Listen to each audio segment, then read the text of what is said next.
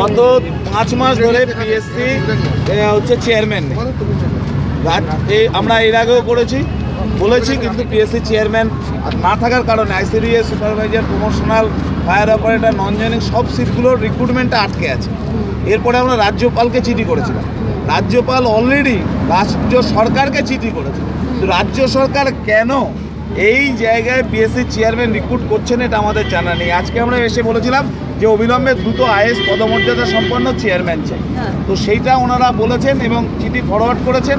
আমরা দেখবো যদি দ্রুত না হয়, রেজাল্ট হচ্ছে না বলে দ্রুত হচ্ছে নিয়োগগুলো সব আটকে আছে, যাতে দ্রুত রাজ্যপাল পিএসসি চেয়ারম্যান নিয়োগ হয়, আইসিডিএস, সুপারভাইজার, প্রমোশনাল ক্যান্ডিডেটদের রেজাল্ট বেরোয়, নন জয়েনিংয়ের রেজাল্ট বেরোয়, ফায়ার অপারেটর থেকে শুরু করে সব সিটে যাতে দ্রুত রিক্রুটমেন্ট হয় এবং নতুন WBCS পরীক্ষার নোটিফিকেশান যাতে আসে, তার জন্যই আমরা ডেপুটেশন দিয়েছি।